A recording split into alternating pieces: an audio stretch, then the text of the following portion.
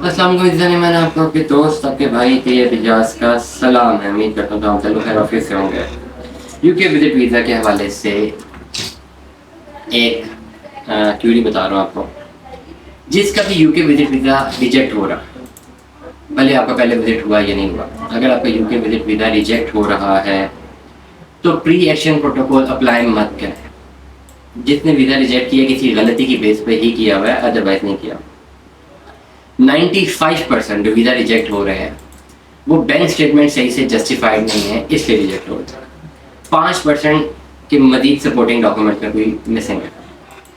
अगर आपने अपना यूके का विजिट वीज़ा लगवाना है, चाहे फर्स्ट टाइम लगवा रहे हैं, चाहे आपका रिजेक्ट हुआ हुआ दोबारा लगवा रहे हैं, सबसे पहले आप मुझसे रब्ता करके मुझे अपनी बैंक स्टेटमेंट भेजेंगे। मैं बैंक स्टेटमेंट इवैल्यूएट करके आपको बता दूँ। बहुत सारी गलतियां लोग करते हैं बैंक स्टेटमेंट में, जिसकी वजह से ये प्रॉब्लम आती है। और अगर आपका वीज़ा रिजेक्ट हो चुका है तो फ़ौरन अप्लाई मत करें, क्योंकि अगर आपका वीज़ा रिजेक्ट हुआ है तो 90% ये चांस है कि बैंक स्टेटमेंट की वजह से हुआ, प्रॉपर जस्टिफाई नहीं किया अपने फाइनेंसेस।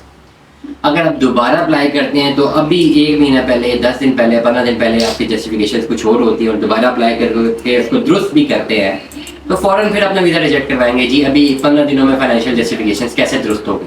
नहीं हो सकती। तो अगर आपका वीज़ा रिजेक्ट हुआ है अभी, तो उसके लिए आपको 4 महीने तक वेट करना है मिनिमम।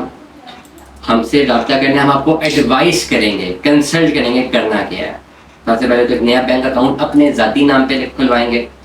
हम आपको गाइड करेंगे कि आपने इस अकाउंट को मैनेज कैसे करना है, आपका डिपॉजिट कितना होना चाहिए, आपका जो से क्रेडिट डेबिट कितना होना चाहिए, और हर अमाउंट जो आप अपनी सबमिट करवाते हैं उसका एक लीगल जस्टिफाइड डॉक्यूमेंट होना चाहिए कि ये पेमेंट आपके अकाउंट में क्यों गई, किस मकसद के लिए गई, और जो निकली है उसका भी एक प्रॉपर डॉक्यूमेंट होना चाहिए। और 4 महीने तक लगातार आपने इस एक्टिविटी को करना।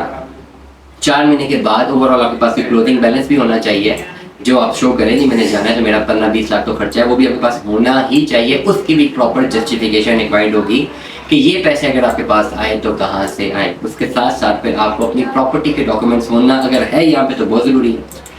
आपका बिजनेस, आपका वर्क, कोई भी चीज़ उसके प्रॉपर एक्शनेबल डॉक्यूमेंट्स होने चाहिए। आपकी सारी की सारी ओवरऑल जो यहाँ पे कमिटमेंट्स हैं, ओवरऑल जो आपकी सोशल कमिटमेंट्स हैं उसके डॉक्यूमेंट्स होने चाहिए। आपकी ओवरऑल जो फैमिली है FRC MRC होनी चाहिए। बच्चे अगर आपके स्कूल गोइंग है तो उनका स्कूल गोइंग सर्टिफिकेट होना चाहिए।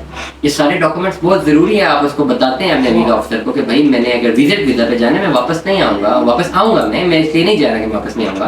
तो इसलिए ये अब हम जहन से निकाल दो कि मैंने वापस नहीं आना, मेरा वीज़ा लगा दो। और ये सारी चीज़ें आपने उसको क्वालिटेटिवली नहीं बतानी, ऑरली नहीं बतानी, बातों बातों से नहीं बतानी। अपनी एप्लीकेशन के थ्रू जो अप्लाई कर रहे हैं उस पर जो जस्टिफिकेशन दे रहे हैं, जो नंबर्स ऐड कर रहे हैं, जो सवालों के जवाब दे रहे हैं और उसकी सपोर्ट में जो डॉक्यूमेंट्स ऐड कर रहे हैं, that is very much important. तो मुझे फ़ोन करते जी मेरे पास अभी केस है जी, मेरा वीज़ा रिजेक्ट हो गया, मैंने PAP अप्लाई करना है। मैं PAP क्यों अप्लाई करना?